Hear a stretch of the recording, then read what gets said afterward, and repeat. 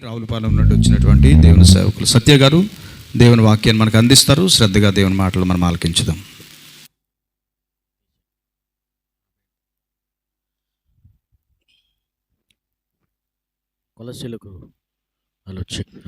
కొలసీలకు రాసిన పత్రిక 1వ అధ్యాయం 24వ వచనం చదువుకున్నాం. కొలసీలకు రాసిన పత్రిక 1వ అధ్యాయం 24వ వచనం. ఇప్పుడు మీ కొరకు నేను అనుభవించుచున్న శ్రమలయందు సంతోషించుచు సంఘము అను ఆయన శరీరము కొరకు క్రీస్తు పడిన పాటలలో కొదువైన వాటి యందు నా వంతు నా శరీరమందు సంపూర్ణము చేయుచున్నాను. ప్రార్థన చేసుకుందాం. బలముగా దేవుడు వాడుకునేలాగున వినగల శక్తి గ్రహించే మనసు మనందరికీ దయచేలాగున దేవుడిని వేడుకుందాం. దయచేసి కళ్ళు మూసుకోనండి, తల వంచండి. దయగలిగిన మా తండ్రి, అత్యంత కృప కనికరము కలిగిన మా దేవ, మీ ఘనమైన నామానికి వేలాది స్తుతులు స్తోత్రములు కృతజ్ఞతలు చెల్లిస్తున్నాము ప్రభా. ఈ రాత్రికాల సమయంలో ఏర్పాటు చేసిన ఈ ఉపవాస కూడికలలో ప్రభా, నీ దాసునైన నన్ను జ్ఞాపకం చేసుకుని సంఘముతో ప్రభా మీ పక్షాన మీ మాటలు అందించడానికి నన్ను నడిపించినందుకై నీకు స్తోత్రాలు ప్రభా. ఉదయకాలం అంతా నీ కృప దయచేసి ప్రభా నీ దాసుల ద్వారా ఘనముగా నీ కార్యాన్ని జరిగించుకున్నారు. అలాగే ఈ రాత్రి కూడా ప్రభా మీ నామాన్ని బట్టి నీ సన్నిధానంలో కూడి ఉండగా ఇంతవరకు పాటలతో నిన్ను మహిమపరిచి ఉండగా ఈ విలువైన సమయంలో ప్రభా శ్రేష్టమైన నీ మాటలు వినడానికి సిద్ధమై ఉండగా వినగల శక్తి గ్రహించే మనసు మాకు దయచేయమని మీ పక్షాన నిలబడిన నీ దాసుడునైన బలహీనునైన నన్నును బలపరిచి సామర్థ్యమును సమయోచితమైన జ్ఞానమును నీ ఆత్మ సహాయమును దయచేయమని ప్రార్థిస్తూ యేసుక్రీస్తు వారి నామంలో ఈ ప్రార్థన అడుగుచున్నాము తండ్రి, ఆమేన్. దైవ 16వ వచనం చూద్దాం. పురుషుడు దినము నూతన పరచబడుచున్నాడు అన్నాడు. దినదినము నూతన పరచబడుచున్నాడంట. ఏ పరిస్థితుల్లో ఉండి పౌలు గారు ఈ మాట రాస్తున్నాడు? ఎందుకొరకు ఈ మాటని ఆయన ఉపయోగిస్తున్నాడు అని చాలామందికి తెలియకపోవచ్చు. ఈ మాట గురించి కొన్ని ఆలోచన చేద్దాం. బాహ్య పురుషుడు అంటే కనబడేది, ఆంతర్య పురుషుడు అంటే కనబడింది. ఇంతకీ కనబడేది ఏది, కనబడనిది ఏదండి? కనబడేది ఏది? మీకు విషయం తెలిసే లేదో, నాకు నేను చూసుకోలేను. అద్దం ముందు నిలబడితే నేను ఎవరో కనబడతాను, నాకు మిమ్మల్ని నేను చూడగలను. నెక్స్ట్, ఎవరి వీపిని వాళ్ళు చూసుకోలేరంట. అవునే కదా చెప్పండి? మీ వీపు మీకు కనబడద్దా? కనబడదు. ఇంకా లోపల కొన్ని అవయవాలు ఉన్నాయి. ఆ అవయవాలు ఏంటంటే కనబడనివి, కనబడిన అవయవాలు. గుండె కనబడదు, లివర్ కనబడదు, ఊపిరితిత్తులు కనబడదు, ఇంకా కిడ్నీలు కనబడవు. అవి చాలా ఇంపార్టెంట్. కనబడేది ఏంటి? చర్మం కనబడది, కళ్ళు కనబడతాయి, ముక్కు, నోరు, చెవు, తల, ఇవన్నీ కనబడతాయి. శరీరంలో కనబడే ఉన్నవి, కనబడనివి ఉన్నాయి. అలాగే శరీరం అనగానే మనకి లోపల ఉన్న అవయవాలు బయట ఉన్న అవయవాలు కాదు. ఈ శరీరం కదులుతుందంటే 2 శక్తులు పనిచేస్తున్నాయి. ఏంటి ఆ శక్తులు అంటే, నేల మంటి నుంచి దేవుడు ఏం చేశాడండి? నరుని నిర్మాణం చేశాడు. అంటే బొమ్మను చేశాడు. అది కదలదు, అది చూడదు, అది లేవదు, అది అరవదు. కానీ అది కదలాలనంటే దానిలోకి జీవం రావాలి. ఆ జీవమే నాసిక రంధ్రాల గుండా ఏం చేశాడు? ఆయన ప్రవేశపెట్టాడు. ఇప్పుడు ఆ శరీరము పనికిరాని ఆ దేహం ఏమైందని అంటే, ఆత్మ ప్రవేశించగానే జీవాత్మ ఆయను అప్పుడు నరుడయ్యాడంట. 2 కలయికలు అనగా, ఒకటి శరీరం అయితే 2 ఆత్మ. ఆత్మ కనబడదు, శరీరము కనబడదు. కాబట్టి లోపల ఉన్న ఆత్మ కనబడట్లేదు. కాబట్టి ఆత్మీయంగా చాలామందికి ఈ గ్రంథం విషయాలు తెలియదు, అసలు ఆత్మ గురించి అవగాహన లేదు లోకానికి. ఇంకా శరీరం గురించి అంటారా? చెప్పుకోకర్లేదు. పనికి మళ్ళీ జ్ఞానం అంతా శరీరానికే పెట్టేస్తున్నారు. మీరు దేని కింద కూర్చున్నారమ్మా? దేని కింద కూర్చున్నారు? ఆ ఫ్యాన్ ఎందుకు తిరుగుతుంది చెప్పండి? శరీరానికి గాలి తగలాలి. నిజంగా ఫ్యాన్లను ఆపేస్తే ఏం చేస్తారు మీరు? మనసులో తిట్టుకుని రేపటి నుంచి రామండి, పాస్టర్ గారు ఎంత పని చేశారంట. కూర్చున్నంతసేపు శరీరానికి గాలి తగులుతూనే ఉండాలి. ఆ సౌకర్యాన్ని మనం కల్పించుకున్నాం చూసారా? ఆ తర్వాత ఇంట్లో లేదా కొన్ని చోట్ల మనకి ఏసీలు కనబడతాయి, చల్లగా వచ్చేయాలన్నమాట గాలి కదా శరీరానికి. ఎండవేళ చన్నీళ్ళు దొరకవు కదండి, కూలింగ్ నీళ్ళు దొరుకుతాయా? దొరకవు. కానీ ఇంట్లో ఫ్రిడ్జ్లో పెట్టుకుంటూ ఉంటే ఎంత ఉంటాయి చెప్పండి? అంతే ఎలా ఉంటాయి? ఈరోజు అన్ని సౌకర్యాలు శారీరకంగా అన్నీ కలుగు చేసుకున్నాడు, కానీ లోపల ఉన్న ఆత్మ విషయంలో మాత్రం ఎవరు పట్టించుకోవట్లేదు. ఇంకొక విషయం తెలిసలేదో, అసలైన ఇంపార్టెంట్ దేనికి ఇవ్వాలంటే మనిషి కొంతకాలము ఈ శరీరంలో ఉన్నప్పుడు ఈ శరీరాన్ని విడిచిపెట్టి వెళ్ళిపోతుంది అర్ధాంతరంగా. ఏంటది? దానికి ఇంపార్టెంట్ ఇవ్వాలి. క్రైస్తవులుగా మనం కూడా దేని గురించి ఎక్కువ ఆలోచన చేయాలంటే మన లోపల మనమున్నాం, ఈ శరీరం అనే ఈ దేహం లోపల మనమున్నాం, దాని గురించి మనం ఎక్కువ పట్టించుకోవాలి. మరి పట్టించుకోవాలంటే శరీరము సహకరిస్తుందా? పౌలు అంటున్నాడు, మా బాహ్య పురుషుడు కృషించుచున్నాను, ఆంతర్య పురుషుడు దినదినము నూతన పరచబడుచున్నాడు, అనుదినము నూతన పరచబడుతున్నాడు. ఆంతర్య పురుషుడు అంటే లోపల ఉన్న ఆత్మ. ఇక బాహ్య పురుషుడు అంటే మళ్ళీ పురుషుడు అనగానే వేరే పురుషుడు అనుకోండి, మన దేహమే బాహ్యంగా కనబడుతుంది. బాహ్యం అంటే కనబడేది. పౌలు గారు అన్నాడు, బాహ్య పురుషుడు కృషించిపోతున్నాడు అన్నాడు. కృషించిపోవడం అంటే అర్థం ఏంటి? వయసు అయిపోయిందని. అప్పుడు ఆయనకి ఈ పత్రిక ఎన్నో సంవత్సరంలో రాశాడు తెలుసా? క్రీస్తు శకం 57లో రాశాడు ఇది. అంటే యేసుక్రీస్తు ప్రభువారు చనిపోయిన 20 లేదా 25 సంవత్సరాల్లోపు రాశాడంట. అప్పటికి ఈ పౌలు గారి వయసు ఎంత ఉండాలి? ఎంత ఉండాలండి? మ్యాక్సిమం 60-50 అనుకోవచ్చు, పోనీ లేదంటే 40 నుంచి 50 లోపు అనుకోవచ్చు. లెక్కండి. అయితే యేసు ప్రభు కాలంలోనే ఆయన జన్మించాడు కాబట్టి అప్పటికే యవనస్తుడు. అంటే శరీరం మృతతుల్యమైపోయో లేదా వయసు అయిపోయో, కళ్ళు కనబడకో, కాళ్ళు నడవలేకో, ఆ పరిస్థితిలో చెప్పట్లేదు. పౌలు గారు యేసుక్రీస్తుని నమ్మకం ముందున్న పరిస్థితి వేరు, యేసు ప్రభుని నమ్మిన తర్వాత పరిస్థితి వేరండి. సంఘాన్ని హింసించాడు, సంఘాన్ని నీట్ చేశాడు, సంఘాన్ని భయపెట్టాడు, సంఘాన్ని జైల్లో పడేశాడు. అక్కడ దాగడ చంపటానికి అధికారాన్ని తీసుకున్నాడు. అటువంటి పౌలు హింసించిన వాడే హింసింపబడుతున్నాడు, నిందించిన వాడే నిందల పాలవుతున్నాడు. ఎవరండి? పౌలు. అసలు ఆయన ఎన్ని కష్టాలు పడ్డాడో ఎవరికి తెలియదు. ఆయన చెప్పుకుంటేనే కానీ తెలియదు అన్నట్టు ఆయనే పత్రికల్లో రాసుకున్నాడు కొన్ని విషయాలు. నిజంగా మనకు అన్ని సౌకర్యాలు అంత బాగుంటేనే అండి దేవుడు కదా. బాగోపోతే దేవుని దగ్గరికి వస్తామా? ఎంత సింపుల్గా మనం తీసేస్తామంటే దేవుని సన్నిధి అంటే, చాలామంది ఏమా ఎందుకు గుడికి రాలేదు అన్నారు అనుకోండి, పాస్టర్ గారు రాలేదండి, రాకపోతే నీరసంగా ఉందండి. ఏంటంట? ఏ నీరసం? ఒళ్ళు పొలపురంగా ఉందండి, అందుకు రాలేకపోయాడు. అబ్బా, అంటే కాస్త నీరసం అనిపిస్తేనే గుడి ఎగ్గొట్టేసాం, జ్వరం వచ్చినా సరే ఫంక్షన్కి వెళ్ళిపోతున్నాం, షాపింగ్కి వెళ్ళిపోతాం కదా, పనికి వెళ్ళిపోతాం. అవి మానుతున్నామా? అవి మానుకోగలుగుతున్నామా? అక్కడ చెప్పం సాకులు, కానీ దేవుని దగ్గరికి వచ్చినప్పటికీ మనం చూసారా రాలేకపోతున్నామండి, మనసు లేదు. అందుకనే పౌలు అంటాడు కదా, ఆత్మ సిద్ధమే, శరీరం బలహీనం. ఈ బలహీన శరీరాన్ని మనం జయిస్తేనే కానీ మనం పరలోకం వెళ్ళలేమండి. జాగ్రత్తగా వినండి. పౌలు ఎంత కష్టపడ్డాడంటే ప్రభు కోసం చాలా నిందలు అనుభవించాడు, చాలా శ్రమలు అనుభవించాడు. ఆయన తిన్న దెబ్బలు అన్నీ కాదు, పడుతున్న దెబ్బ ఒక్కొక్కటి లెక్కేస్తే అవన్నీ కౌంట్ చేశాడంట ఆయన. చూద్దారండి, కొరింథీయులకు రాసిన 2వ పత్రిక 11వ అధ్యాయం 23వ వచనం చూద్దాం. 23వ వచనం. వారు క్రీస్తు పరిచారకుల వెర్రివాడి వలె మాట్లాడుచున్నాను, నేనును మరీ ఎక్కువగా క్రీస్తు పరిచారకుడును అన్నాడు. చూడండి అమ్మా, వారు క్రీస్తు పరిచారకులు అంటే పర్లేదు, క్రీస్తు పరిచారకులు అని చెప్పుకుంటే పర్లేదు. ఈయన ఏం ట్యాగ్ లైన్ చేసుకున్నాడు? ఆయన మరీ ఎక్కువ అంటే అర్థం ఏంటండి? వాళ్ళకంటే ఈయన ఎక్కువ. ఏ విషయంలో?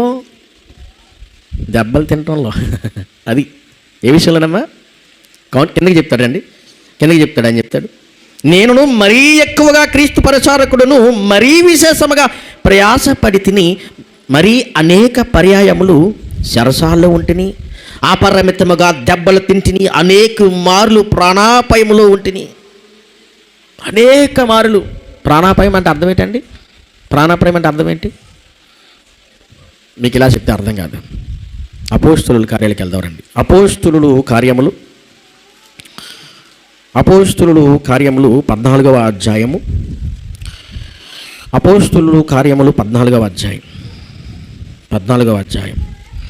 19వ వచనం చదువుదాం. 19వ వచనం. అంతియొకయ నుండి ఇకోనియ నుండి యూదులు వచ్చి జన సమూహములను తమ పక్షముగా చేసుకుని పౌలు మీద రాళ్ళు రువ్వి అతడు చనిపోయేనని అనుకుని పట్టణము వెలుపలకు అతన్ని చనిపోయినని అనుకున్నట్టు అర్థం ఏంటండి? చావంచుల వరకు పౌలు వెళ్ళాడు, కరెక్టే. చనిపోయారని అనుకున్నారంట వాళ్ళు. అంటే ఎంత ఎలా కొట్టుండాలి? వేడితో కొట్టారండి. వేడితో కొట్టారు, రాళ్లతో. యూదులు రాళ్ళు తీసుకుని కొట్టుతున్నారని అంటే దానికి రీజన్ ఉంటుంది ధర్మశాస్త్ర ప్రకారంగా. ఏంటి? దైవ దూషణ కానీ, ధర్మశాస్త్రానికి వ్యతిరేకంగా మాట్లాడడం కానీ. మోసే ధర్మశాస్త్రం వ్యతిరేకంగా మాట్లాడకూడదు. అలా మాట్లాడారంటే ఖచ్చితంగా శిక్ష ఉంటుంది. దైవ దూషణ చేయకూడదు. అందుకని యేసు ప్రభు వారు దైవ దూషణ చేశాడనే నెపంతో రాళ్ళు పట్టుకుని వచ్చారు ఆయన కొట్టడానికి. అలాగే పౌలు ప్రభు పక్షాన్ని నిలబడి సువార్త ప్రకటిస్తున్నప్పుడు ఇదిగో కొందరు వచ్చి యూదులు ఏం చేశారంట? రాళ్ళు తీసుకుని కొట్టి చనిపోయేలా కొట్టారండి. ఇలా చెప్తే అర్థం కాదు, చెత్త కొట్టేశారండి. ఎలాగా? ఒళ్ళంతా రక్తంతో నిండిపోయింది, గాయాలు. చనిపోయాడని ఎప్పుడు డిక్లేర్ చేస్తారు డాక్టర్లు? సరే, మనం కూడా ఎప్పుడు చూద్దాం. ఇప్పుడు ఈ విషయం చెప్తానండి. ఇక్కడ మనం పండుగని పట్టుకుని చెత్త కొట్టేసామండి. అమ్మా, ఎలా కొట్టామనంటే ఆడి చెయ్యి ఎలా పట్టుకుంటే అలా పడిపోతుంది, మేడ ఎలా తిరుగుతుంటే అలా పడిపోతుంది. అప్పుడు ఏమంటాం మనం? ఇలా పట్టుకుని పోయాడు అప్పుడంటారు కదా, చనిపోయాడు అంట. చచ్చంత కొట్టేశారండి పౌల్ని. చనిపోయి, అక్కడ రాయబడిన మాట చూడండి, చనిపోయేనని అనుకుని పట్టణము వెలుపలకి అతని బాడీని ఈడ్చేశారంట. శవాన్ని ఈడ్చుకుని వెళ్ళిపోయారంటండి. అనేక మార్లు ప్రాణాపాయ స్థితులు అన్నాడే, ఇదిగో ప్రాణాల మీదకి వచ్చేసినాయి పౌలకి. ఏ విషయంలోనండి? ఎందుకు వచ్చింది? మీకు విషయం చెప్పనా?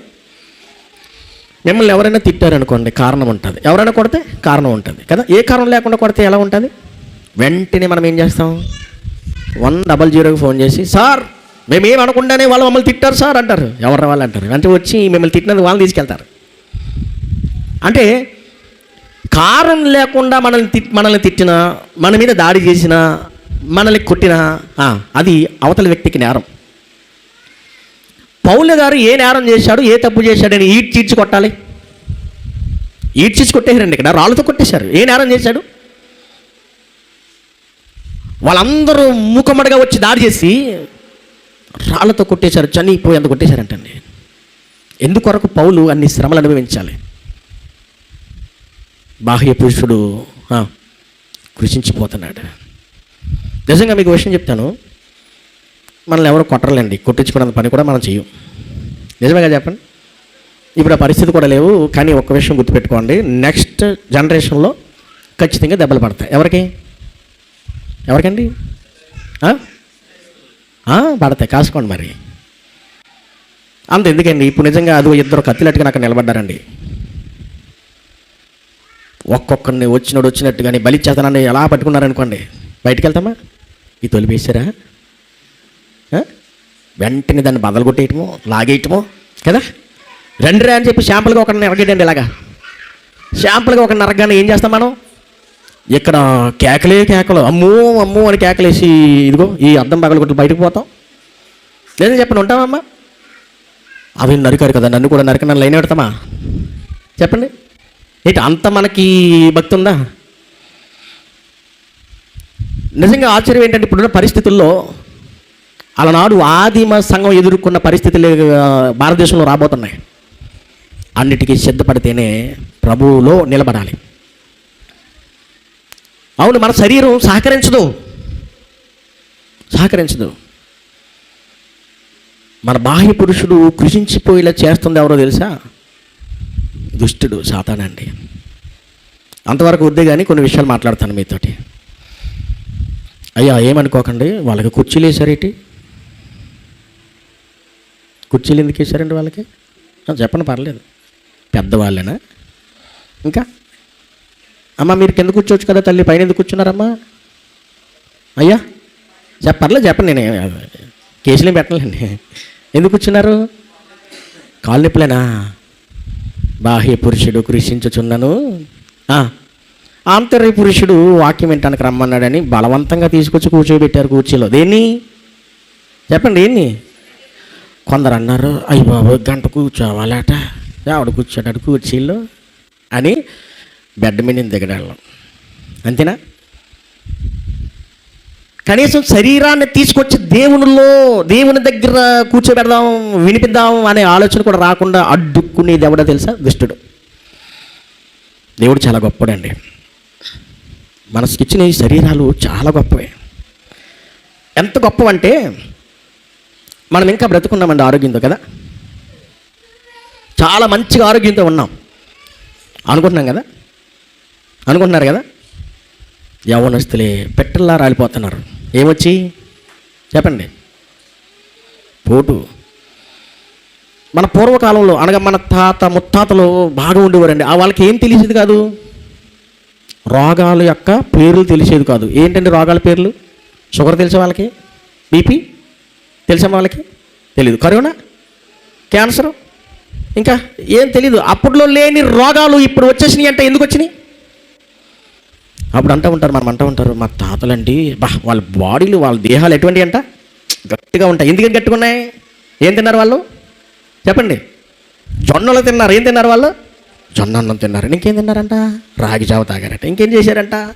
అమ్మ మంచి పౌష్టికాహారం తిన్నారంట. మరి ఇప్పుడు బాయిలేరు కోళ్ళు. లేదా చెప్పండి, ఒక గంట లేట్ అయిందంటే మీరు ఖచ్చితంగా ఎంత మంచి వాక్యం చెప్పినా కాళ్ళు పట్టేసి పీకేస్తూ ఏంటో ఈ పాస్టర్ గారు పాస్కోట్ పెట్టి చంపేస్తారు అనుకుని వెళ్ళిపోతారు మీరు. ఇప్పుడున్న పరిస్థితుల్లో చెప్పాలని అంటే లేనిపోని ఎన్నో రోగాలు మన తాత ముత్తాతలు వినలేనివి కూడా మనకి అటాక్ అవునాయి. అవునా? కారణం ఏంటి చెప్పండి? ఎందుకంటే ఈరోజు ఎంతలాగా మనం బలహీనమైపోయాం. నాకు విషయం తెలుసా? నాన్నగారు పీతర్ గారు ఉన్న కాలంలో నాకు తెలిసి, మా చిన్నప్పుడు కూడా, ఇంకా మీ చిన్నప్పుడు అంటే ఇంకా గుర్తులేదు, వీళ్ళైతే ఇంకా పుట్టలేదు, వాళ్ళు పక్కన పెట్టిన మనం ఆలోచించుకుందాం. ఇటువంటి మందిరాలు లేవండి. ఉన్నాయా? సరే, ఎంతకాలం అవుతుంది కరెంటు ఇంట్లోకి వచ్చి? నాకు తెలిసి నా చిన్నప్పుడు అడుగు ఆడంత ఉన్నప్పుడు మా ఇంట్లో కరెంట్ లేదు. ఇంకో చెప్పనా, మా ఈదులోనే కరెంట్ లేదు. ఎక్కడో ఒక లైట్ ఉంటే ఆ లైట్ మీద ఆ స్తంభం ఉండేదండి. ఆ స్తంభానికి ఒక లైట్ ఉండేదండి. ఏ లైట్ తెలుసా? 40 క్యాన్ల బల్బు. 40 క్యాన్ల బల్బు తెలుసా మీకు? ఏమ్మా అవి కనబట్టలేదు. 40 క్యాన్ల బల్బు అని అదొక్కటే వెలిగిదండి. అది గోల్డ్ కలర్లో వెలుగుతుంది అనుకుంటా. లేదంటే 60 క్యాన్ల బల్బు అవి ఉండేయండి. అవి ఎక్కువ కరెంట్ లాగేసాయి అనమాట. తర్వాత 10 సంవత్సరాల తర్వాత, నేను ఎదిగిన తర్వాత 10 సంవత్సరాలకి ఇంటింటికి కరెంట్ వచ్చిందండి. అవునా? అంతకుముందు కూడా సంఘాల్లో ఎలా ఉండేదంటే ఇన్ని ఇన్స్ట్రుమెంట్స్ ఉండి కాదండి, ఉండయా? ఇప్పుడైతే చూడండి ఎంత చక్కగా వాయిస్తున్నారు కదా. అబ్బా ఉద్యోగ కూడుకలు అంటే అంత ఉద్యోగంగా ఉంటుందో. మరి అప్పుడు ఉద్యోగం అంటే ఏమీ లేదు, ఒక డ్రమ్ము. ఏంటో డ్రమ్ము? పొట్ట కట్టి మీటింగ్ ఎక్కడైనా జరిగితే లాంతర్ పెట్టుకుని, లాంతర్ తెలుసు కదా మీకు, అది అట్టుకుని వెళ్ళేవారు. ఇంకా కుర్చీలు కూడా ఉండేవి కాదు. మరి ఎక్కడ కూర్చునేవారు అమ్మా? ఎక్కడ కూర్చునేవారమ్మా? అందరి కింద కూర్చునేవారు. పాస్టర్ గారికి ఇటువంటి కుర్చీలు కూడా వేసేవారు కాదు, ఒక స్టూల్ వేసేవారు. స్టూల్ అంటే ఏంటి? చెక్కతో చేసిన స్టూలు. ఇక పెద్ద చెక్కతో చేసిన కుర్చీ చేశారంటే ఇంకా అతను రాజు రకమో రాజు హోదాలో ఉండేవాళ్ళు లెక్క అప్పట్లో. అప్పుడు లేని సౌకర్యాలు ఈరోజు మనం అన్ని సౌకర్యాలు కల్పించుకున్న సంఘాల్లో, కొన్ని సంఘాల్లో అయితే ఏసీలే ఉంటాయి. ఉండద్దని అనట్లేదు, ఉండాలి, తప్పకుండా ఉండాలి. ఎందుకు? పరిస్థితులు, వాతావరణ పరిస్థితులు మారిపోయినాయి.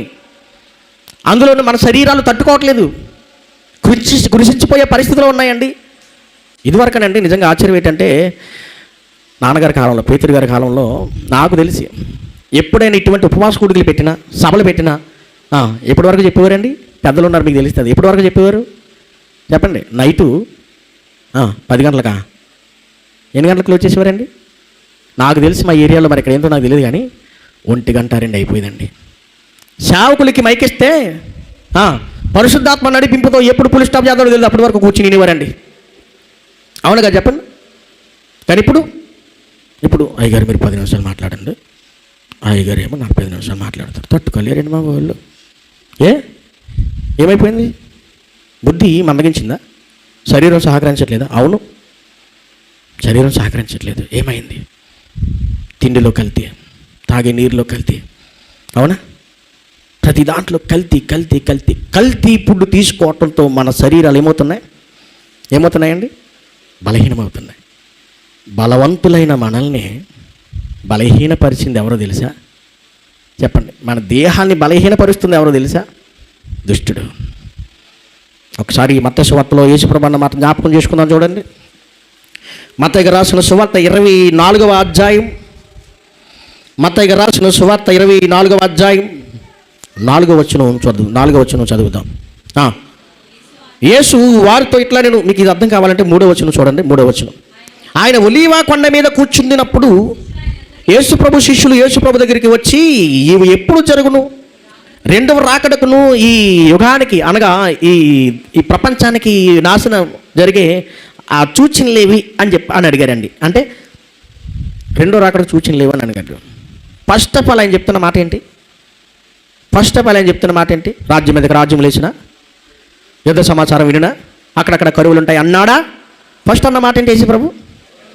ఎవడును మిమ్మును మోసపరచకుండా. ఫస్ట్ ఆఫ్ ఆల్ ఏం జరిగిద్ది అంటే మోసం జరిగిద్ది. ఏం జరిగిద్ది? మోసం. క్రైస్తవ్యంలోనే మోసం జరుగుతుంది. చివరికి మనం తింటున్న మాంసంలో కూడా మోసం జరుగుతుంది. అవునగా చెప్పండి. మాంసంలో మోసం లేదమ్మా? మాంసంలో మోసం లేదా? చిక్కంత అక్కడే ఉంది. ఇప్పుడు దయచేసి మీకు దండం పెట్టి చెప్తున్నా,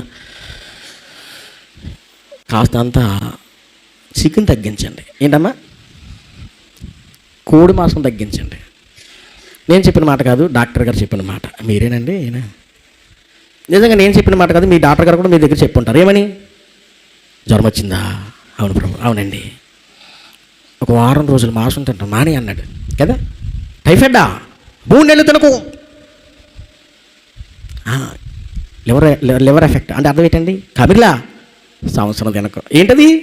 నీసి తినకు, అందులో మాంసం తినకు, అందులో కోడి మాంసం తినకు. ఏమైంది కోడి మాంసానికి? కల్తీ. అవునగా చెప్పండి. వ్యాపారం కోసం చేస్తున్న మోసాల మాంసంలో అక్కడ ఆగిందా? ఈ మధ్యకాలంలో న్యూస్లు వస్తాయి చూడండి. ఈ మధ్యకాలంలో పెరిగిపోతున్నాయి అంటే కేసులు. డాక్టర్ గారు చెప్పారు మొన్న, ఈ అత్తయ్య గారికి క్యాన్సర్ వచ్చిందండి. వైజాగ్లో హాస్పిటల్లో ట్రీట్మెంట్ చేస్తుంటే ఈయన వెళ్ళి డాక్టర్ గారిని అడిగారంట. అప్పుడు ఏమన్నారండి డాక్టర్ గారు? అయ్యా ఎందుకు వస్తుంది క్యాన్సర్ అని అడిగారంటే ఈయన ఏం చెప్పారండి? ఫుడ్. దేనివల్ల? ఫుడ్. ఏమైంది ఫుడ్కి? దేవుడు ఇచ్చేదంతా శ్రేష్టంగానే ఇస్తున్నాడు, కానీ మధ్యలో మనిషి పాడు చేశాడండి. అవునుగా చెప్పండి. ఈరోజు స్వచ్ఛమైన పంట లేదు ఉందంటారా? అంత మందులే, అంత కల్తీయే. వ్యాపార లాభాల కోసం ఈరోజు మనతో వాళ్ళు బిజినెస్ చేస్తున్నారు. అందులోనే ఎక్కువ ఈ మధ్యకాలంలో అంట ప్యాకెట్ పాలు తాగిన, ప్యాకెట్ పెరుగు తిన్న, డబ్బా పెరుగు కూడా ఉంటుంది కదమ్మా. ఇదివరకు ఫంక్షన్లు అయినాయి అనుకోండి, చక్కని గేదె పాలు తీసుకొచ్చి కుండలో పెట్టేవారు. ఏంటది? పెరుగు తోడు. దాన్ని కుండ పెరుగు అనేవారు కదా. ఇప్పుడు బకెట్ పెరుగు అయింది కదమ్మా. ప్లాస్టిక్ పెరుగు అన్నమాట. డబ్బాలో పెరిగి పెట్టారని కాదు. మీకు విషయం చెప్పనా? మీకు అమ్మ, ఎంతమంది ఇంట్లో పాడి ఆవులు ఉన్నాయి, పాడి గేదెలు ఉన్నాయి. పాడి ఉంది చెప్పండి ఇక్కడ. పాడి అంటే తెలుసమ్మా? పాడి అంటే ఏంటి? ఇదివరకనండి ఇంటికి ఒక పాడి ఉండేది. పాడి అంటే ఏంటి? ఒక గేదైనా, ఒక ఆవైనా ఉండేది, ఒక మేక అయినా ఉండేది. ఇప్పుడు ఉన్నాయా? మేపుతున్నారండి. ఆ శ్రమంతా మాకు ఎందుకండి అని అన్నారు. మరి మనకు ముందు మన ఇంట్లో, మన ఊర్లో మేకలే లేవు, గేదెలే లేవు, ఆవులే లేవు. మరి పాలు ఎక్కడి నుంచి వస్తున్నాయి? ఎలా వస్తున్నాయి? ఎక్కడి నుంచి వస్తున్నాయి? సంగం డైరీ. అది సగం డైరీ తెలియదు, అది సంగం డైరీ అనుకోండి. ఇంకేం చెప్పండి? విజయ్ డైరీ, దొడ్ల డైరీ, తిరుమల డైరీ, ఏ శాఖ, ఆ శాఖ, ఈ శాఖ, మొత్తం అన్ని శాఖలు వచ్చేసినాయండి. ఏంటి? రే పాస్టర్ గారు వచ్చారు, పాలు ప్యాకెట్ తీసినారు, టీ పెడదాం. మంచిదే, మరి పాలు లేవు కదా. మరి నేను దయచేసి ఒకటే చెప్తున్నాను, ఎక్కడికి వెళ్ళినా సరే, ఇందాక కాఫీ ఇచ్చారు కాబట్టి తాగానమ్మా, ఇంకెప్పుడు నాకు కాఫీలు టీలు ఇవ్వకండి. ఒకవేళ ఇస్తే మీరు ఏం చేయాలి తెలుసా? గేదె పాలు తీసుకొచ్చి ఇవ్వండి అమ్మా, మీకు దండం పెడదా. ఎందుకు చెప్పాను తెలుసా? క్యాన్సర్ రావడానికి కారణం అదేనంట. మీకు తెలియదు ఎందుకని పిట్టల్లా రాలిపోతున్నారు, చిన్న వయసులోనే చనిపోతున్నారు.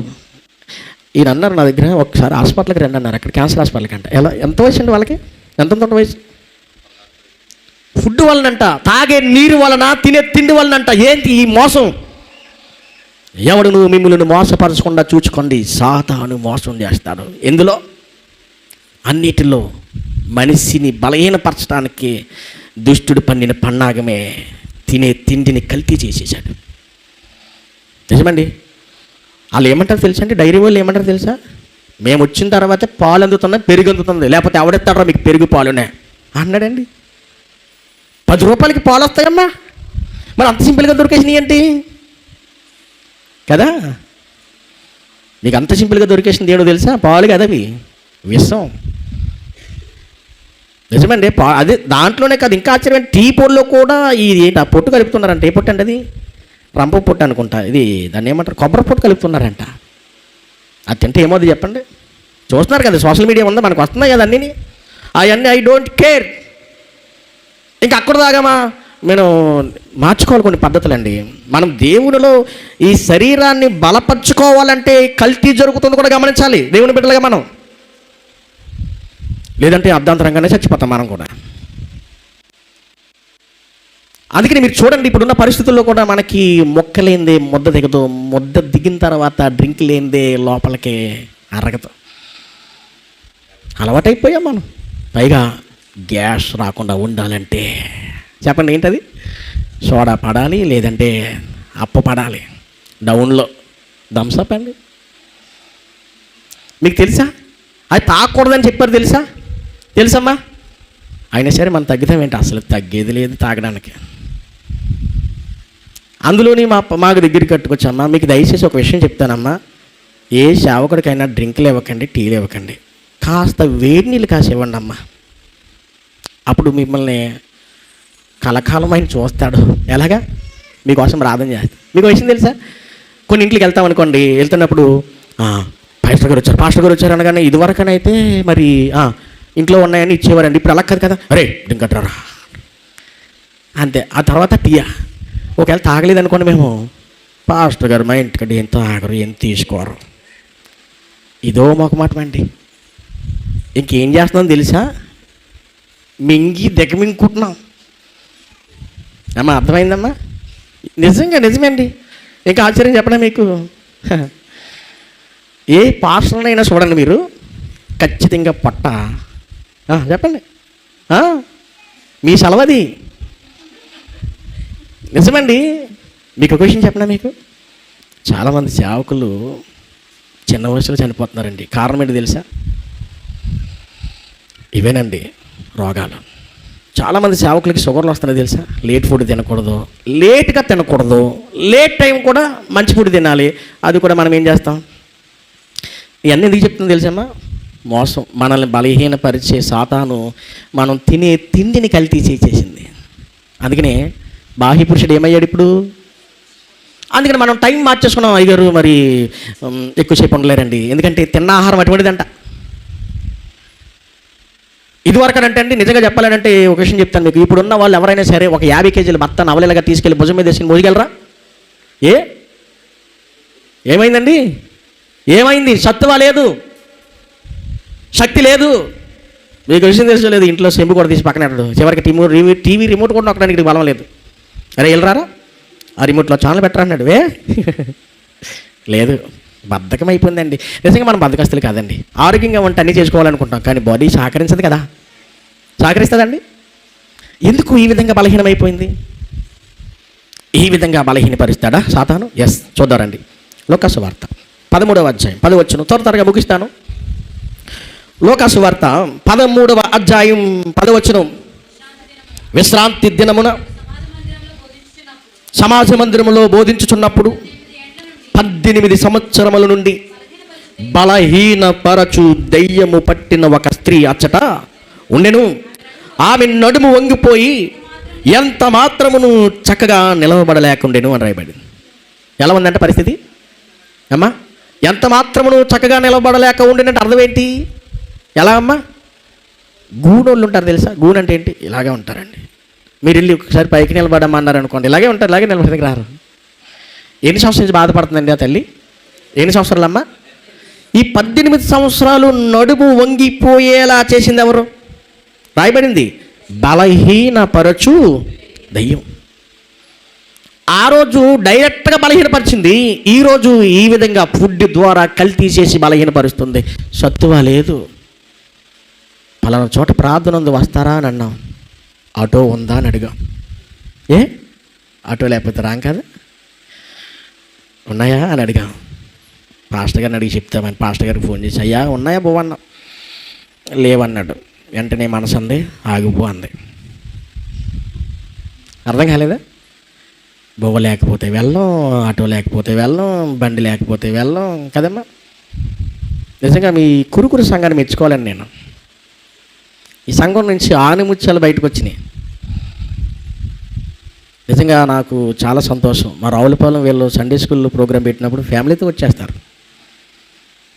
కురుకురు సంఘంలో పల్లంట్ల సంఘానికి వీళ్ళు మీ కీ రోల్ చాలా బాగుంటుంది, చాలా యాక్టివ్గా ఉంటారు మీరు. మీతో పాటు అందరూ ఉంటే ఎంత బాగుంటుందో, సంఘంలో ఉన్న వాళ్ళు అందరూ ఉంటే ఎంత బాగుంటుందో. సంఘం ఎంత అభివృద్ధి చెందిందే కదా యాక్టివ్గా ఉంటే. రాకపోవటానికి కారణం ఏముండదండి, ఆత్మ సిద్ధమే. రావాలనుకుంటాం, వెళ్ళాలనుకుంటాం, చేయాలనుకుంటాం, కానీ శరీరం ఏమైంది? బలహీనమైపోయింది. బలహీనపరిచింది ఎవరో? దెయ్యం. దెయ్యమని దాని మీద బాగ్గంటేసాం కదా. మనం ఎటువంటిది తెలుసా? ఆదాముకి తమ్ముళ్ళు, అవ్వకి చెల్లెళ్ళు. పండు తిన్నావా ఆదాము అని అన్నాడు. ఏమన్నాడు ఆదాము? నేనా ప్రభువా, నేను ఇన్ని సంవత్సరాలు నువ్వు చూసావు కదా, ఎప్పుడైనా పండు తిన్నానా? ఇదిగో ఈ అవ్వ తిన్నా కానీ నేను తెలియదు అన్నాడు. ఎవరి మీద గింటేశాడు? అవ్వని కేకేశాడు గడు. అవ్వా తిన్నావా అన్నాడు. నా ఇంటా వంట లేదు, ఆ సర్పం వచ్చి నన్ను మోసం చేయటం వల్ల తిన్నానంది. అంటే అర్థం ఏంటండి? అమ్మ తినేసింది వీళ్ళ, నేరం గెంటుతుంది పక్క వాళ్ళ మీదకా. మీకు ఎలా చెప్తే అర్థం కాదు. డాక్టర్ గారు తినొద్దన్నారు, షుగర్ ఉంది, తినకుండా ఉంటాయి, అయినా సరే కళ్ళ ముందు కనబడింది స్వీట్. ఎలా ఉంటుంది?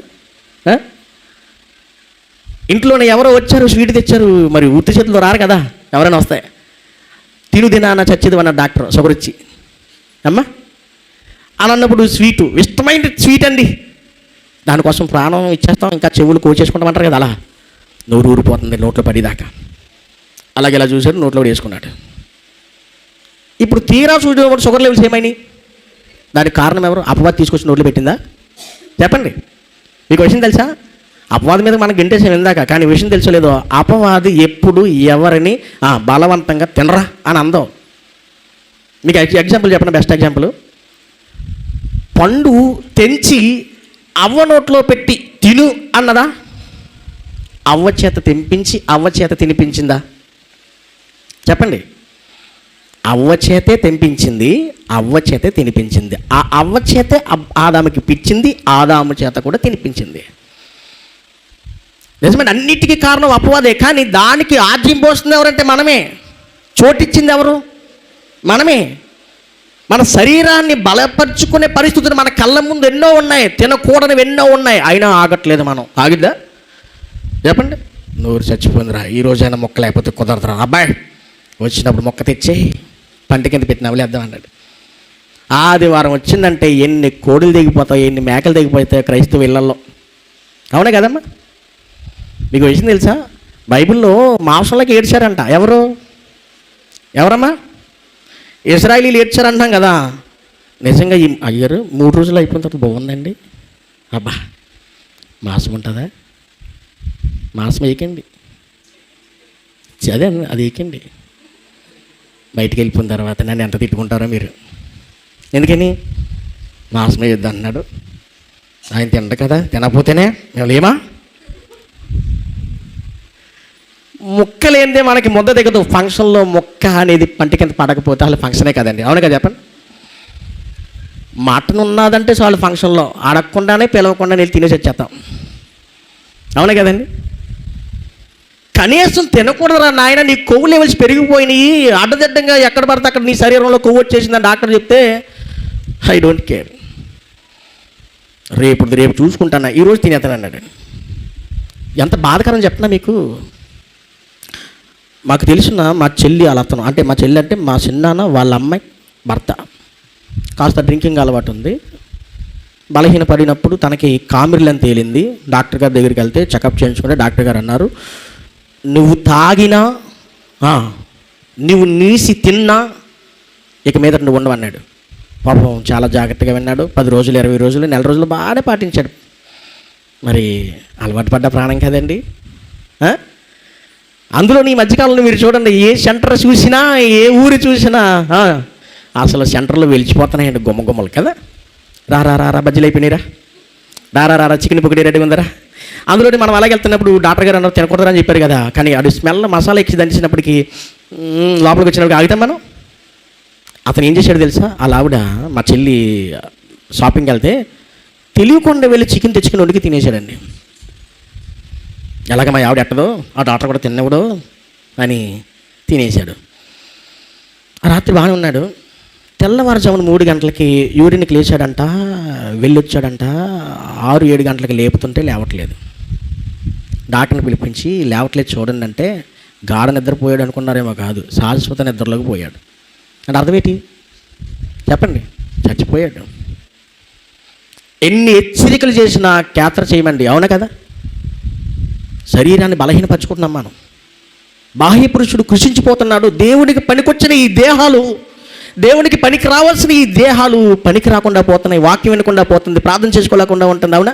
మరొక విషయం తెలుసా, సాతాన్ని చితక తొక్కడానికి నీ కాళ్ళ కింద నీ కాళ్ళకి పని చెప్పాడు ఆయన, తెలుసా మీకు. రోమపత్రిక 16వ అధ్యాయం, రోమపత్రిక 16వ అధ్యాయం, రోమిలికి రాసిన పత్రిక 16వ అధ్యాయము 20వ వచనం చదవండి. సమాధానకర్తయగు దేవుడు సాతానును మీ కాళ్ళ కింద శీఘ్రముగా చితక త్రొక్కించును అన్నాడండి. ఎలాగంట, మన కాళ్ళ కింద నలిగిపోవలసిన దుష్టుడు వాడి చేతుల్లోకి వెళ్ళిపోతే నలిపేస్తున్నాడు మనల్ని, అవునగా చెప్పండి. టయానికి తినకపోతే ఉండలేకపోతున్నా, టయానికి నిద్రపోకపోతుంటే ఉండలేకపోతున్నా కదమ్మా. ట్యాబ్లెట్లు వేసుకుంటున్నాం, శరీరాన్ని కాపాడుకుంటున్నా, ఎప్పుడు పోతుందో తెలీదు, భద్రంగా ఉంటున్నాం. ఎక్కువ వినలేకపోతున్నాం, ఎక్కువ నడవలేకపోతున్నాం, ఎక్కువ చూడలేకపోతున్నాం, చదవలేకపోతున్నాం, వినలేకపోతున్నాం. ఏంటి బలహీనత? సరే, లోకంలో ఉన్న వాళ్ళకి బలహీనత వచ్చింది అనుకోవచ్చు. మరి మన బలహీనత ఏంటి? మనకి ఏ బలహీనత ఉండకూడదు తెలుసా? వినటానికి ఇందాక చెప్పారు కదా, ఏంటంటే మనం ఎక్కువ ఏం చేయాలి? వినటం వలన ఏమొస్తుంది? విశ్వాసం వస్తుంది. వినటం వలన ఎక్కువ వినటం వల్ల ఎక్కువ బలపడతాం. కానీ మనం తక్కువ వింటాం, ఎక్కువ తింటాం. అవునుగా చెప్పండి. మీకు విషయం తెలుసా, ఒక ఆయన అన్నాడు, మనిషి తెచ్చుకునే అపాయాలు 2 ద్వారా చేస్తారంట, 2 పనుల ద్వారా చేస్తారంట. ఒకటి ఏంటో తెలుసా, లోపలికి వెళ్ళేది, 2 లోపల నుంచి బయటకు వచ్చేది. ఏంటది? బైబిల్ దేశప్రభు కూడా చెప్పింది. అది అపవిత్రపరిచేది ఏంటి? తినేది కాదు, కానీ లోపల నుంచి వచ్చేది. ఏంటి లోపల నుంచి వచ్చేది? మాట. మరి లోపలికి వెళ్ళి బాడీని బలహీనపరిచేది ఏంటి? తిండండి. కాస్తంత శరీరం బలహీనంగా ఉన్న సమయంలోనే మంచి ఐటమ్స్ అన్నీ కనబడతాయండి ఫంక్షన్లో కదా. అది తినేదాకా చెప్పండి, నోరు ఊరుకోదు. ఆ తర్వాత కొడుకు ఇబ్బంది పడిపోయినా మనం ఊరుకోం. నిజమండి. రాజమండ్రి అంటే వెళ్ళండి, ఆ ప్లాట్ఫామ్ నిండా అయ్యే ఉంటాయండి కదా ఫాస్ట్ ఫుడ్ సెంటర్లో. ఫాస్ట్గా తిని ఫాస్ట్గా చచ్చిపోవడం, ఇంకేమీ లేదండి. దేవుడు ఎందుకు ఇచ్చాడు దేహాన్ని? ఆరోగ్యంతో ఉండటానికి ఇచ్చాడు. ఆరోగ్యంగా ఎందుకు ఉండాలి? అసలు ఎందుకు బ్రతుకుండాలి? మనం ఎందుకు బ్రతుకుండాలో తెలుసా? ఏ సాతాను అయితే మనుషులు పట్టుకుని బలహీనపరుస్తుందో ఆ సాతాను అంతం చూడడానికి నువ్వు బలవంతుడిగా ఉండాలి. నీ శరీరం ఎలా ఉండాలో తెలుసా? బలంగా ఉండాలి. దేవుని పని కొరకు. అందుకనే ఇందాక వాక్యపట్నం చదివించారు. ఏంటో వాక్యపట్నం? రోమపత్రిక 12:1. కాబట్టి సహోదరులారా, పరిశుద్ధమును దేవునికి అనుకూలమైన సజీవ యాగముగా మీ శరీరాలని ఆయనకి ఇచ్చేయండి. శరీరాలని అన్నాడు, ఇచ్చేయండి. పరిశుద్ధంగా కావాలి, ఆయనకి ఇచ్చేయండి. పరిశుద్ధంగా ఇవ్వాలంటే పరిశుద్ధుడైన దేవుని దగ్గరికి రావాలా, వాక్యం వినాలా, సహవాసంలో ఉండాలా, ప్రార్థన చేసుకోవాలా. ఇవన్నీ మన జీవితంలో ఉన్నాయండి. ప్రార్థన చేసుకోకపోతే నేను నిద్రపోనండి అన్న వాళ్ళు చేస్తారా? వద్దులేండి. తినకుండా నేను పడుకోలేనండి అన్నవారు చేతుంది. అబ్బే తినకపోతే నిద్ర అట్టదండి. దేనికి ఎడిట్ అయ్యామండి మనం? దేనికి ఎడిట్ అయ్యాం? ఆలోచన చేయండి. ఈ ఉపవాస కూడికలే మనకు ఎలా ఉపయోగపడాలో తెలుసా? ఒక విషయం చెప్తాను మీకు. ఒక మనిషి తినకపోయినా ఎన్ని రోజులు ఉండగలడు? ఎన్ని రోజులు బ్రతకగలడు చెప్పండి? తినకపోయినా అమరజీవి. ఆంధ్ర రాష్ట్ర అవతరానికి, ఆంధ్ర రాష్ట్రాన్ని మనకి రప్పించడానికి ఒక ఆయన ప్రాణాలు అర్పించేశాడు. ఎవరైనా? అయ్యో ఎవరైనా? అమరజీవి. నెల్లూరు జిల్లాకు పేరు పెట్టారు. ఆయన పేరు అమ్మయ్య. మీకు ఆయన గుర్తు చేయడానికి ఎంత టైం పెట్టింది నాకు. అమరజీవి ఎవరమ్మా? పొట్టి శ్రీరాములు. ఎన్ని రోజులు దీక్ష చేశాడు ఆయన? సుమారు 54 రోజులు చేశాడంట. ఎన్ని? సుమారుగా అన్ని రోజులు ఆయన ఫుడ్ తీసుకోలేదు, నీళ్ళు తీసుకోలేదు, అయినా బతుకున్నాడా? ఉన్నాడు. మీకు ఇంకా ఎక్స్ట్రా ఎగ్జాంపుల్ చెప్తాను. ఆయన కాలం పక్కన పెట్టండి. కేసీఆర్గా తెలుసు కదా, తెలంగాణ రాష్ట్రం కోసం బక్క చిక్కిపోయి 11 రోజులు ఉపవాసం చేశాడు. అవునా? ఏంటి నక్కల తయారయ్యాడు. తినలేదు, తాగలేదు ఆయన. అంటే కొన్ని దినాలు బ్రతకగలం అన్నమాట. అవును, బ్రతకగలం. కానీ మనం ఎటువంటి వాళ్ళు తెలుసా? యాసావుకి తమ్ముళ్ళు మనం. ఎవరికి? యాసావు ఏం చేశాడు? ఎర్రగా కనబడేది నోట్లో పడిపోవాలని కదా, దేవుడిచ్చిన హక్కుని కూడా లెక్క చేయక ఏం చేశాడు? అరే తమ్ముడు, ఇది ఎందుకురా, నాకు అది ఇచ్చేయి అన్నాడు. అమ్మేసుకున్నాడండి. అవునా? ఎబ్రీ పత్రికలు ఏమన్నా తెచ్చా? ఒక్క పూట కూటి కొరచు. ఒక్క పూట మీకు వచ్చింది తెచ్చా? ఒక్క పూట తినకపోతే చచ్చిపోతామా? అక్కడ యాసవ అంటాడు, చచ్చిపోతాను రా తమ్ముడు, పెట్టరా అన్నాడు. మనం కూడా అంతేనండి. ఈ ఉపవాస కూడుకులు మనకి ఎంతలా ఉపయోగపడదు తెలుసా? శారీరకంగా బలపడాలని అంటే మన శరీరాన్ని అదుపు చేసుకోవాలంటే తిండిని కంట్రోల్ పెట్టండి. ఫస్ట్ ఏం చేయాలి చెప్పండి? దేని కంట్రోల్ పెట్టాలి? అవునగా చెప్పండి. నిజంగా మీకు క్వశ్చన్ చెప్పిన సీక్రెట్. జ్వరం వచ్చిందంటే తినమంటాడా తినొద్దంటాడా డాక్టర్ గారు? అమ్మ చెప్పండి, ఏంటి ఎందుకు తినొద్దన్నాడు తెలుసా మీకు? డాక్టర్ గారు చెప్పాలి. ఇక్కడ 2 డాక్టర్లు ఉన్నట్టున్నారమ్మా. ఎక్కువ ఒత్తిడి పడడం వల్ల మనం ఎక్కువ స్టైన్ ఇచ్చేసాం. పొద్దుటేనేమో టిఫిన్ పడేసాం, మధ్యాహ్నం ఏమో భోజనం పెట్టేసాం, సాయంత్రానికి బిర్యానీ పడేసాం, జ్వరం వచ్చింది. నీకు ఇంకే విషయం చెప్పనమ్మా. అసలే నీరసించిపోయిన మనం ఒక 10 కేజీలు మోయగలమా? కానీ 25 కేజీలు బత్తాయిచ్చి మోయరా అన్నారు. మోయగలమా అప్పుడు? కదా, మోయలేం కదా. అలాగే బాడీ ఒత్తిడిలోకి వెళ్ళిపోయింది. బాడీ సహకరించలేదు, జ్వరం వచ్చేసింది, బాడీ కాస్త అంత హీట్ అయిపోయింది, బలహీనం అయిపోయింది, నొప్పులతో ఉంది. అప్పుడు మీరు ఏం చేయాలంటే బాడీ మీద ఎఫెక్ట్ చేయకూడదు. అంటే అర్థం ఏంటి? ఒత్తిడి చేయకూడదు, పని తగ్గించాలి. దానికి పని తగ్గించాలని డాక్టర్ అన్నాడు, 2 రోజులు ఇంట్లో ఉండి పనికి వెళ్ళదాన్ని. రెస్ట్ తీసుకోవడం వల్ల ఏమవుద్ది? దానికి అదే సర్దుకుంటుందండి. దానికి అదే సర్దుకుంటుంది. అలా ఎప్పుడైతే సర్దుకుందో మరలా మనం పని చేసుకోవచ్చు, ఆరోగ్యంగా ఉండొచ్చు. అంటే ఉపవాసం ఉండటం వల్ల లాభం ఉందా శరీరానికి? చెప్పండి, ఉందా లేదా? ఉందండి. ఫాస్టింగ్లోనే శారీరకంగా బలపడవచ్చు, ఫాస్టింగ్ ద్వారానే ఆత్మీయంగా కూడా బలపడవచ్చు. ఇప్పుడు పౌలు దగ్గరికి వెళ్దాం. పౌలు ఏమన్నాడంటే, రండి ముగిస్తాను నేను. 2 కొరింథీ పత్రిక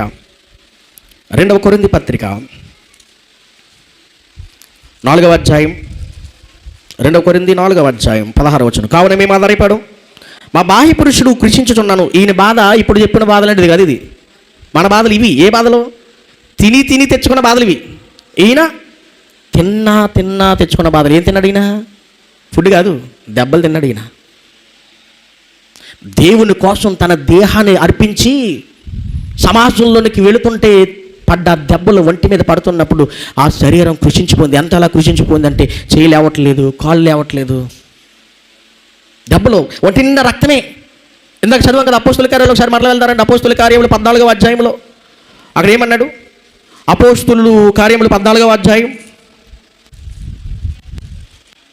19. అంత్యోకు నుండి ఈకో నుండి యూదులు వచ్చి జనసమూహములను తమ పక్షముగా చేసుకుని పౌలు మీద రాళ్ళు రువి అతను చనిపోయిన అనుకుని పట్టణం వెళ్ళిపోయి అతను విడిచిరి. అయితే శిష్యులు అతను చుట్టూ నిల్చుండగా అతడు లేచి పట్టణంలో ప్రవేశించి, ఏ పరిస్థితిలో ఉన్నాడు? లేచాడు. ఒంటి నిండా రక్తం, గాయాలు, దెబ్బలు, చచ్చిపోయినోడు లెగుస్తున్నాడండి. బతుకుంటే బలసోకు తినొచ్చు. యేసు ప్రభు నమ్ముకుని తప్పు చేశాను రా బాబా, ఇంటికి వెళ్ళిపోంటాదనరా అనలేదు ఆయన. ఏం చేశాడు చూడండి. లేచి పట్టణంలో ప్రవేశించి మరునాడు బర్నబాతో కూడా దెర్బేకు బయలుదేరిపోయాను. వారు ఆ పట్టణంలో సువార్త ప్రకటించి, దెబ్బలతోనే శరీరం సహకరించట్లేదు, అయినా పని మాత్రం మానలేదు. శరీరం సహకరించట్లేదు. గాయాలతోనే వెళ్ళిపోయాడండి. ఎందుకండి గాయంతో వెళ్ళిపోయాడు ఆయన? లోపల ఒక ఆయన ఉన్నాడండి ఆయనకి. ఎవరైనా? ఆంతర్య పురుషుడు. ఎవ్రీడే ఏం చేస్తున్నాడంట? Fresh up చేస్తున్నాడంట. లే, ఎంతమంది నిన్ను కొట్టినా, చంపాలని ప్రయత్నం చేసినా పని మాత్రం ఆపకు, నీ గురి మాత్రం చూడు. అందుకని మహానుభావుడు పౌలు ఏం చేశాడు తెలుసా? బలహీన స్థితిలో ఉన్న ప్రభుని కనపరిచాడు. కనపరచడానికి పౌలుకి ఏమర్థమై ఉంటుంది? ఇందాక వాక్య ఫస్ట్ నేను చదివించిన మాట, కొలసీ పత్రిక 1వ అధ్యాయం. పౌలు గారికి ఏమర్థమై ఉంటుందండి? కొలసీలకు రాసిన పత్రిక, వెరీ గుడ్, 1వ అధ్యాయం 24వ వచనం. ఇప్పుడు మీ కొరకు నేను అనుభవించుచున్న శ్రమలు ఎవరి కోసం అంట? ఓ కొలసీలో ఉన్న సంఘస్థులారా, మీకోసం నేను శ్రమలు అనుభవిస్తున్నా, మీకోసం నేను దెబ్బలు తిన్నా, మీకోసం నేను అవమానపరచబడ్డా, మీకోసం రక్తం కారేలా కొట్టారు. మిమ్మల్ని రక్షించడానికి మీ దగ్గరికి వాక్యం ప్రకటించడానికి వస్తే దుష్టుడు అడ్డుకొని ఆ దుష్టుని సంబంధాల చేత రాళ్ళు రువ్వి నన్ను కొట్టించాడు. ఆయన నేను మాత్రం సంతోషించాను. శ్రమలలో సంతోషించి సంఘమును ఆయన శరీరము కొరకు, సంఘం కొరకు పౌలు ఏం చేశాడంట చూడండి. సంఘము ఆయన శరీరము కొరకు క్రీస్తు పడిన పాటలలో కొదువై ఉన్న వాటి యందు నా వంతు అన్నాడండి. అంటే అర్థం ఏంటండి? అంటే అర్థమేంటి తెలుసా? ఆల్రెడీ మనల్ని రక్షించడానికి మన ప్రభు ఏం చేశాడు తెలుసా మీకు? ఏం చేశాడమ్మా? ప్రభు ఏం చేశాడు? ప్రాణం పెట్టాడు. ప్రాణం పెట్టడం అంటే చాలా సులువు తెలుసా మీకు? ఏమీ లేదు. నేను ఇలా వెళ్ళిపోయి దేవరపల్లి సెంటర్లో నిలబడ్డాను అనుకోండి, లారీ వస్తుంది అనుకోండి, గుద్దేస్తాను, చచ్చిపోతాను, అయిపోయింది, అంతే కదా. సింప్లిసిటీ. సావు అంటే అంతే కదమ్మా. లేదనుకో సింపుల్ ఏమీ లేదు, ఒక ఇంటర్ని తెచ్చుకుని తాగుతాను, లేదంటే ఫ్యాన్ తిరుగుతుంది దాన్ని గురేసుకుంటాను, సింపుల్గా చచ్చిపోతాను కదా. అటువంటి సావు కాదు ఈయన చచ్చిపోయింది. ఈయన మరణం స్పెషల్ అండి. ఎంత స్పెషల్ తెలుసా? ఆయన ఒంటి మీద పడ్డ దెబ్బ. ఎవరి ఒంటి మీద? యేసుప్రభు ఒంటి మీద. ఆ దెబ్బ ఆయన మీద పడవలసింది కాదు, మరి ఎవరి మీద పడాలి? అది చెప్పండి, ఎవరి మీద పడాలి? పిలాతు అన్నాడు, ఏ తప్పు చేయని ఈయన శిక్షకరుడు కాదు, ఈయన విడిచిపెట్టేస్తాను అన్నాడు. లేదు, ఆయనను శిక్షించండి, ఆయన సిలువనేయండి అన్నాడు. వెంటనే కొరడా దెబ్బలకు ఆజ్ఞాపించాడు. పిలాతు యేసుప్రభుని సిలువకు అప్పగించాడు. భారమైన సిలువను మోసుకుంటూ ఎక్కడికి వెళ్ళాడు? కలవరి కొండ మీదకి, కొండపైకి ఎక్కుతున్నాడండి. భారం